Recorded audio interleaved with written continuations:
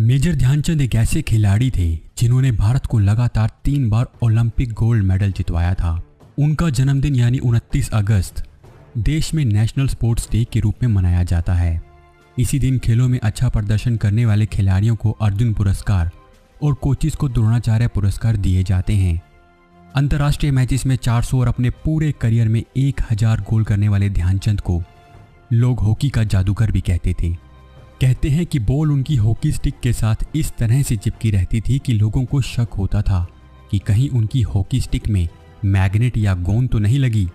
उन्हें हॉकी का भगवान भी कहा जाए तो कोई अतिशयोक्ति नहीं होगी, क्योंकि वियना के स्पोर्ट्स क्लब में उनकी एक मूर्ति लगी है जिसमें उनके 4 हाथ दिखाए गए हैं और सभी हाथों में हॉकी स्टिक्स हैं।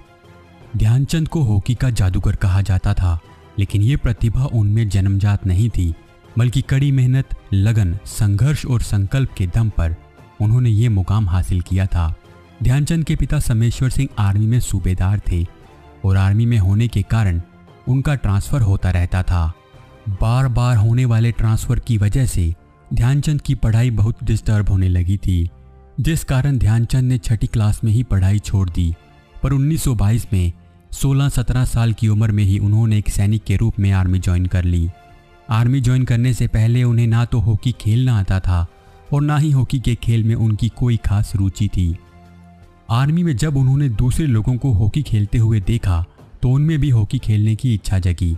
ध्यानचंद हॉकी सीखने के लिए खूब मेहनत करते थे। एक रात चांद की रोशनी में वो लगातार हॉकी की प्रैक्टिस कर रहे थे। उन्हें देखकर उनके दोस्त उन्हें चिढ़ा रहे थे, पर वो किसी की परवाह किए बिना पूरी लगन से प्रैक्टिस किए जा रहे थे। उनकी लगन को देखकर उन्हें हॉकी सिखाने वाले सूबेदार बाले तिवारी ने कहा था, चांद की रोशनी में जैसे मेहनत कर रहे हो, एक दिन हॉकी का चांद बनकर चमकोगे। मैं आज से तुम्हें ध्यान सिंह नहीं बल्कि ध्यानचंद कहकर पुकारूंगा। सूबेदार बाले तिवारी ने ध्यानचंद को एक अच्छा खिलाड़ी बनाने के लिए उन्हें हॉकी के खेल की हर बारीकी सिखाई और ध्यानचंद भी एक अच्छे शिष्य की तरह सब कुछ सीखते गए। धीरे धीरे ध्यानचंद ऐसे खिलाड़ी बन गए जिनके मुरीद पूरी दुनिया में थे। 1922 में आर्मी में भर्ती होने के बाद उन्हें सबसे पहले विदेश में खेलने का मौका 1926 में मिला। 1926 में सेना की हॉकी टीम को न्यूजीलैंड खेलने जाना था। ध्यानचंद को बिल्कुल अंदाजा नहीं था कि उनका चयन भी टीम में हो सकता है। एक दिन अचानक उनके कमांडिंग ऑफिसर उन्हें बुलाते हैं और बताते हैं कि तुम्हें हॉकी खेलने के लिए टीम के साथ न्यूजीलैंड जाना है। ध्यानचंद के साथ साथ भारत की हॉकी टीम का भी ये पहला विदेशी दौरा था।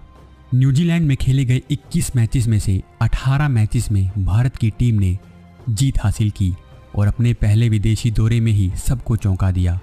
भारत की टीम ने 192 गोल किए, जिनमें अकेले ध्यानचंद ने 100 गोल दाग दिए।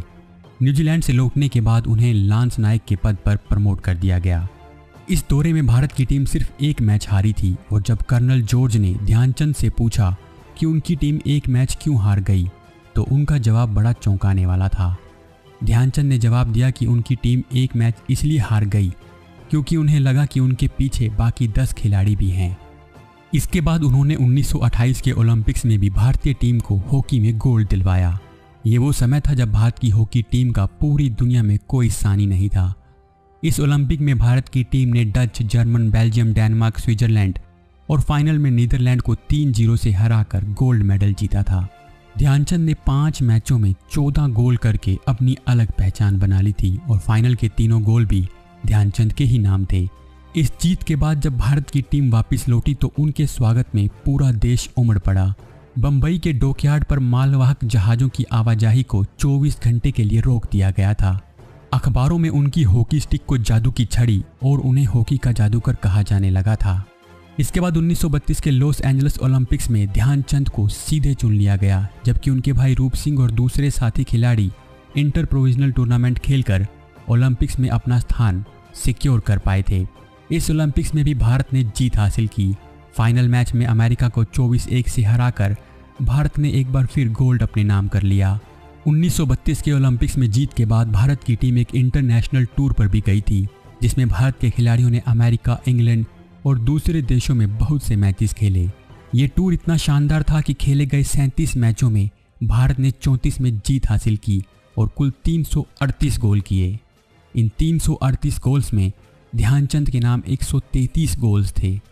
साल 1934 में ध्यानचंद भारतीय हॉकी टीम के कैप्टन बन गए। इसके बाद 1936 के बर्लिन ओलंपिक्स में भी ध्यानचंद ने ही टीम की कमान संभाली और भारत को एक और गोल्ड दिलाया। इस बार के ओलंपिक्स में भारत ने फाइनल मुकाबला जर्मनी से खेला। जर्मनी पर हिटलर नाम के तानाशाह का राज था। हिटलर खुद फाइनल मैच देखने के लिए मैदान पर मौजूद था। लेकिन इस मुकाबले में जैसे ही ध्यानचंद एंड टीम ने जर्मनी को पटखनी देनी शुरू की तो कुछ ही देर में हिटलर मैच छोड़कर चला गया। उस दिन बर्लिन के स्टेडियम में 40,000 लोग मैच देख रहे थे, जिनमें बड़ौदा के महाराज, भोपाल की बेगम और हिटलर के बड़े अधिकारी भी मौजूद थे। हाफ टाइम तक भारत जर्मनी से सिर्फ एक गोल आगे था। इसके बाद ध्यानचंद ने अपने जूते उतार दिए और नंगे पांव मैदान में आ गए। भारत ने ये मुकाबला 8-1 से जीत लिया था। हिटलर ने भारत और जर्मनी का पूरा मैच नहीं देखा, लेकिन ध्यानचंद की जादूगरी के चर्चे हर तरफ हो रहे थे। हिटलर तक भी ध्यानचंद की जबरदस्त खेल प्रतिभा की खबरें पहुंची। हिटलर ओलंपिक खेलों के समापन के दिन ध्यानचंद से मिला। कहते हैं कि हिटलर ध्यानचंद से इतना इम्प्रेस हो चुका था कि उसने ध्यानचंद को अपनी सेना में कर्नल बनने का ऑफर दे दिया था। ध्यानचंद एक सच्चे देशभक्त थे। उन्होंने तुरंत हिटलर का वो ऑफर ठुकरा दिया। ये वो समय था जब भारत अंग्रेजों के अधीन था। टीम को यूनियन जैक के झंडे के तले ही खेलना होता था। लेकिन भारतीय हॉकी टीम की हालत इतनी खराब थी कि विदेशों में खेलने के लिए उनके पास पैसे भी नहीं होते थे। ओलंपिक से पहले एक बार भारतीय हॉकी टीम जर्मनी से खेलने के लिए गई थी। तब जर्मनी ने टीम का पूरा खर्च उठाया था। इससे पहले 1928 के ओलंपिक्स में बंगाल हॉकी संघ, 32 में पंजाब नेशनल बैंक और बंगाल हॉकी संघ ने हॉकी टीम की पैसों से मदद की थी। खैर, ध्यानचंद के खेल को देखकर लोग बहुत हैरान होते थे। बहुत बार उनकी हॉकी स्टिक्स को तोड़कर देखा गया कि कहीं उनमें चुंबक तो नहीं, और कई बार उनकी हॉकी स्टिक्स बदल कर भी देखी गई। लेकिन फिर भी उनका खेल वैसा ही रहता था, क्योंकि जादू उनकी छड़ी में नहीं बल्कि उनके हाथों में था। मैदान में बैठे दर्शक भी ध्यानचंद की इस जादूगरी से सम्मोहित हो जाते थे। एक बार ध्यानचंद के खेल को देखकर एक लड़की उनके पास आकर बोली, तुम किसी एंजल की तरह से लगते हो, क्या मैं तुम्हें किस कर सकती हूँ? ये सुनकर ध्यानचंद शर्मा गए और बोले, माफ़ कीजिए, मैं शादीशुदा हूँ। जहाँ एक तरफ लोग उनकी प्रतिभा को देखकर हैरान होते थे, वहीं कुछ लोग उन्हें तरह तरह के चैलेंजेस भी देते रहते थे। जैसे कि एक अंग्रेज अधिकारी की बीवी ने उन्हें छतरी से खेलने का चैलेंज दिया। ध्यानचंद ने इस चैलेंज को एक्सेप्ट किया और पूरा भी करके दिखाया। आज़ादी के बाद पाकिस्तान की हॉकी टीम के कप्तान और उनके साथ 1936 के ओलंपिक में खेलने वाले INS दारा ने कहा था, ध्यानचंद तेज गति से नहीं दौड़ते थे, बल्कि वो धीमा ही दौड़ा करते थे, पर उनके पास गैप को पहचानने की अद्भुत क्षमता थी। वो ये भी कहते हैं कि डी में घुसने के बाद वो इतनी तेजी और ताकत से शॉट लगाते थे कि दुनिया के बेस्ट गोलकीपर के लिए भी कोई मौका नहीं रह जाता था। 2 बार के ओलंपिक चैंपियन केशव दत्त बताते हैं, वो इस तरह से हॉकी के मैदान को देख सकते थे जैसे एक शतरंज का खिलाड़ी चेस बोर्ड को देखता है। उन्हें बिना देखे ही पता होता था कि मैदान के किस हिस्से में उनकी टीम के खिलाड़ी और विरोधी खिलाड़ी मूव कर रहे हैं। उनके मैदान को मापने की क्षमता का पता इस बात से भी चलता है कि एक बार उन्होंने एक शॉट मारा और बॉल पोल से टकरा गई। उन्होंने रेफरी से कहा कि गोल पोस्ट की चौड़ाई कम है। जब गोल पोस्ट की चौड़ाई मापी गई तो सभी हैरान रह गए, क्योंकि सच में गोल पोस्ट की चौड़ाई कम थी। क्रिकेट के सबसे बड़े खिलाड़ी सर डॉन ब्रैडमैन ने भी एक बार उन्हें हॉकी खेलते देखा था, जिसके बाद उन्होंने कहा था कि ध्यानचंद ऐसे गोल करते हैं जैसे क्रिकेट में रन बनते हैं। अपने आखिरी दिनों में ध्यानचंद लोगों और सरकार की बेरुखी से चिड़चिड़े हो गए थे, लेकिन खेलने के समय वो बहुत शांत स्वभाव के हुआ करते थे। एक बार एक मैच में उन्होंने विरोधी टीम में खलबली मचा दी, जिससे विरोधी टीम के खिलाड़ी संतुलन खो बैठे और अचानक ध्यानचंद को चोट मार दी। फर्स्ट एड के बाद जब ध्यानचंद मैदान में लौटे तो उन्होंने चोट मारने वाले उस खिलाड़ी की पीठ थपथपाई और कहा, सावधानी से खेलो ताकि मुझे दोबारा चोट ना लगे। लग रहा था कि वो उस खिलाड़ी से बदला लेंगे, लेकिन उनका बदला लेने का तरीका बड़ा अलग था। उन्होंने एक साथ 6 गोल कर दिए और अपनी भाषा में जवाब दिया। 1938 में उन्होंने 42 साल की आयु में हॉकी से संन्यास ले लिया था।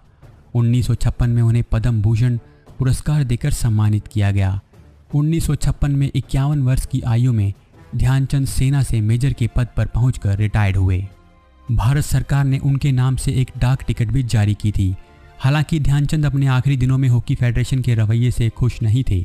उनके बेटे अशोक कुमार ने भी हॉकी ऑफिशियल के रवैये की वजह से हॉकी से जल्दी संन्यास ले लिया था। ध्यानचंद के बाद भारत की हॉकी टीम का जादू भी खत्म सा हो गया। 2 दिसंबर 1979 को हॉकी का ये जादूगर दुनिया को अलविदा कह गया। लेकिन ध्यानचंद के मैदान पर दिखाए गए जादू को इतिहास के पन्नों में दर्ज किया जा चुका है।